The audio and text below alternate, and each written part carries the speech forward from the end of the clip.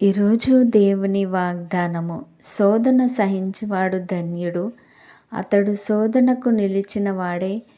ప్రభు తన్ను ప్రేమించు వారికి వాగ్దానం చేసిన జీవ కిరీటమును పొందును.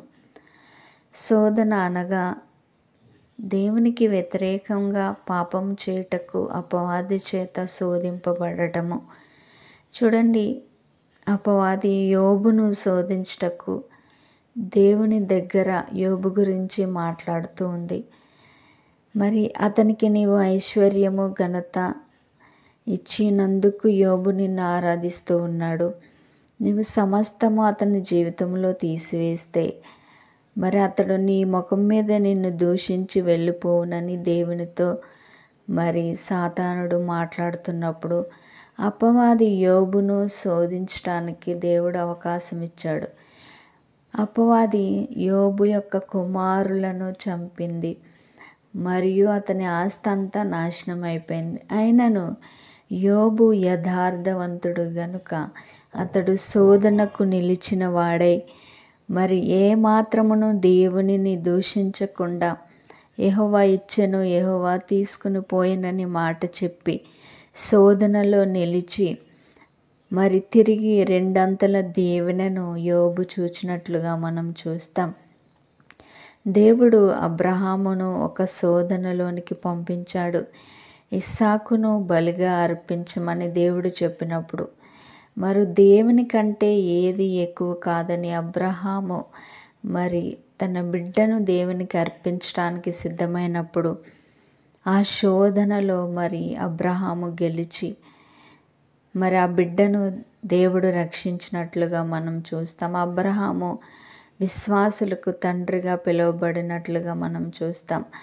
అయితే సాతానుడు మనల్ని దేవునికి వ్యతిరేకంగా పాపం చేయడానికి శోధిస్తూ ఉంటాడు. అనేక రకములుగా మనల్ని బాధపరుస్తూ ఈ భక్తి విడిచిపెట్టి వెళ్ళిపోతే, దేవుని నామాన్ని విడిచిపెట్టి వేస్తే మనకి ఏ బాధలు ఉండవని అనిపించేలాగా మరి అపవాది శోధిస్తాడు. ఆ శోధనకు నిలిచిన వాడు ధన్యుడు.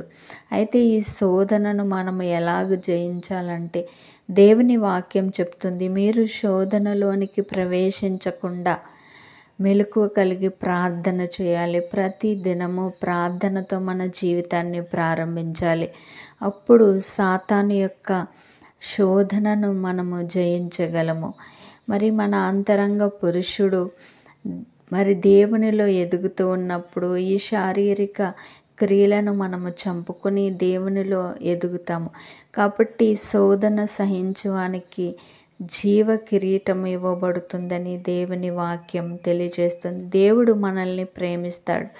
యోబుకి ఎన్ని శోధనలు వచ్చినా చివరకు యోబు రెండంతల దీవెనను ఆశీర్వాదమును చూచాడు.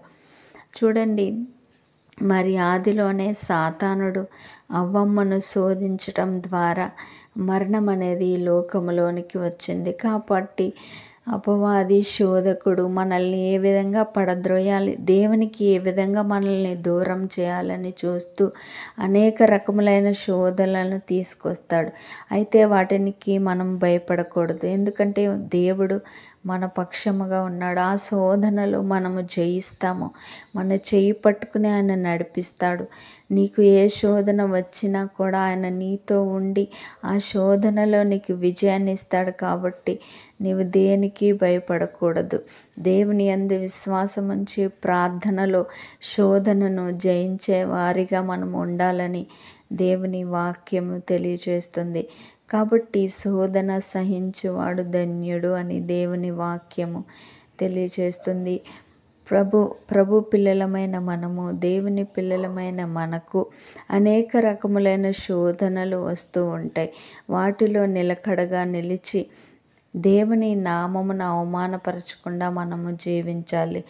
రెండవదిగా కొన్ని ఆశలు చూపించి లోకములో మనల్ని పడవేయాలని సాతాను ఉద్దేశం. మరి మనము దీవింపబడాలంటే అక్రమమైన మార్గాల్ని ఎంచుకొని తద్వారా మనం దీవింపబడాలనేది సాతాను ఉద్దేశం. అయితే దాని ద్వారా దేవుని ఉగ్రత మనం చూస్తాం. కాబట్టి ధనమునకైనను దేనికి లొంగకుండా నీతిగల జీవితమును మనం జీవించినప్పుడు దేవుని ఆశీర్వాదములు మనం చూస్తాం. ఐశ్వర్యము కొరకు, డబ్బు కొరకు ఆశపడి ఈ లోకములో ఎటువంటి చెడ్డ కార్యములు మనం జరిగించకూడదు. మరి ఈ శోధనలో మనం నిలవబడాలి.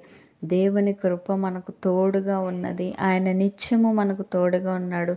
ఈ శోధనను జయించి దేవుడిచ్చే జీవ కిరీటమును మనము పొందుకుందాము. ఎప్పుడు దేవుని సన్నిధిలో ఎదురు చూస్తూ ఆయన కృప కొరకు ఎదురు చూద్దాము. నీకున్న ఈ శోధన యేసు నామములో తీసివేయబడుతుంది. ఆమేన్.